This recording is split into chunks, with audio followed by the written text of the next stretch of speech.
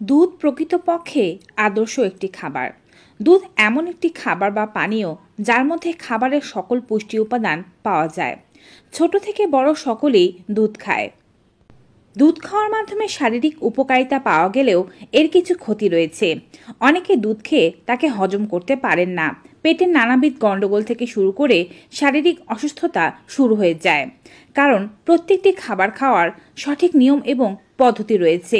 সঠিকভাবে সেই খাবারটি খেলে যেমন স্বাস্থ্য উপকারিতা পাওয়া যায়, ঠিক তেমনি ভুল পদ্ধতিতে বা ভুলভাবে খাবারটি খেলে, ভুল খাবারের সাথে তাকে গ্রহণ করলে শারীরিক নানাবিধ ক্ষতি হতে পারে। আজকের ভিডিওর মাধ্যমে আপনাদেরকে এমন কিছু খাবার সম্পর্কে জানাবো যে খাবারগুলো আপনারা দুধের সাথে কখনোই খাবেন না। দুধের সাথে এই খাবারগুলো খেলে পেটের মধ্যে গিয়ে বিষক্রিয়া সৃষ্টি হয়। সে যেন তেন বিষক্রিয়া নয়, মারাত্মক ধরনের বিষক্রিয়া। যে খাবারগুলো খেলে দীর্ঘমেয়াদী বা স্বল্পমেয়াদী বিভিন্ন ধরনের রোগের সৃষ্টি হতে পারে আপনার দেহের ভেতরে। তাই আপনি যদি সুস্থ থাকতে চান, সুস্থভাবে বাঁচতে চান, এই নিয়ম এবং পদ্ধতিগুলো সম্পর্কে আপনার জেনে রাখা উচিত।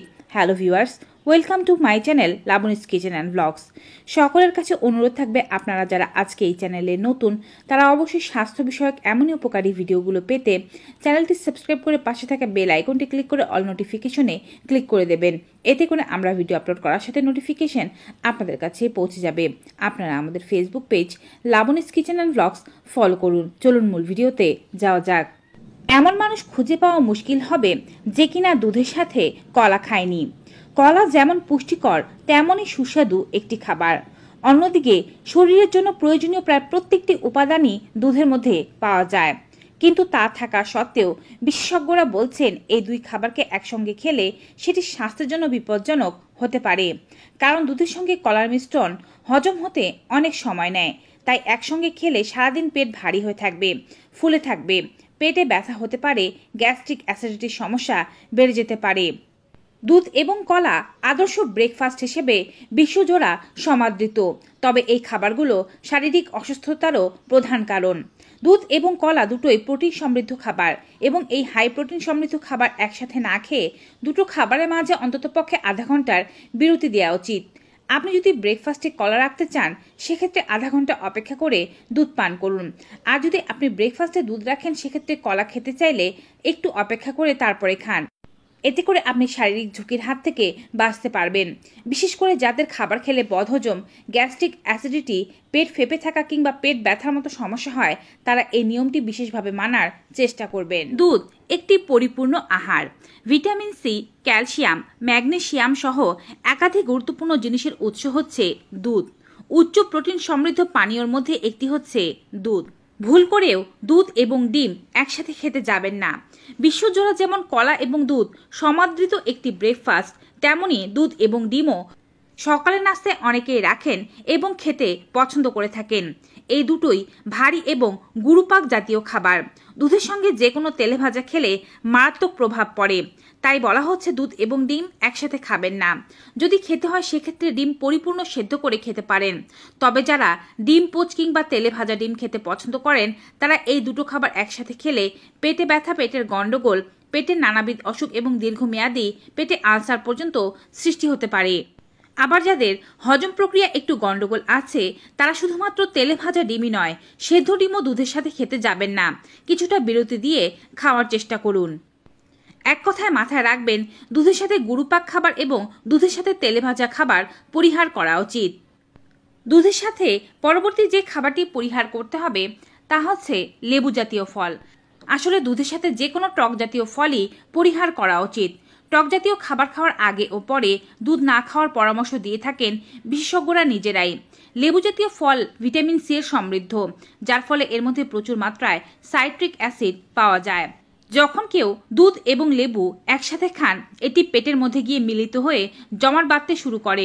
ফলে অ্যাসিড রিফ্লেক্স, পেট খারাপ হতে থাকা, এমনকি শরীরে মারাত্মক ধরনের অ্যালার্জেটিক রিয়াকশন দেখা দিতে পারে, যার ফলে আপনার শরীরের বিভিন্ন জায়গায় চুলকানি, লাল হয়ে যাওয়া, চাকা চাকা বেঁধে যাওয়া এবং ফুলে যাওয়ার মতো সমস্যা দেখা দিতে পারে।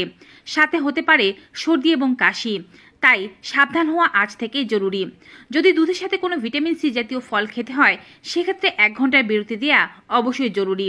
দুধ খাওয়ার আগে ও পরে ভিটামিন সি জাতীয় ফল খেতে গেলে অবশ্যই ঘণ্টাখানেকের বিরতি রেখে তারপরেই খাবেন। দুধ দিয়ে প্রস্তুত করা একটি খাবার হচ্ছে টক দই।